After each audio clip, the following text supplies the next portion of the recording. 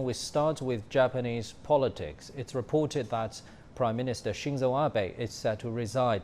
The NHK reported that Abe wanted to avoid causing problems for the government due to his worsening chronic health condition. The Prime Minister just chaired a meeting of the country's COVID-19 task force earlier on Friday. Grace Lee reports.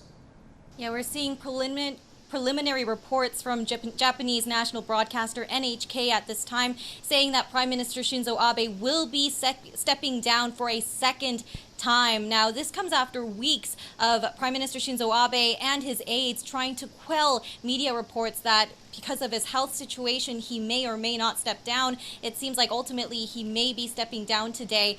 This will create a rather unfortunate political vacuum in the middle of Japan's coronavirus pandemic. It's something that critics have been concerned about, and there will be a scramble within the leading LDP party to fill Abe's seat, and the person who does take over will be taking over until the end of Abe's term next year.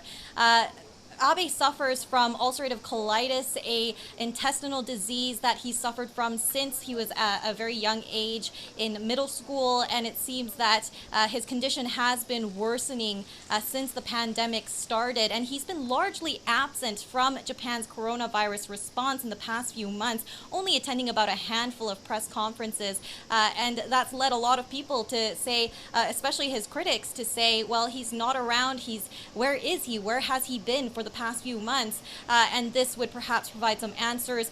He will be speaking at a press conference in a few hours' time to explain his decision and to talk about Japan's coronavirus response moving forward.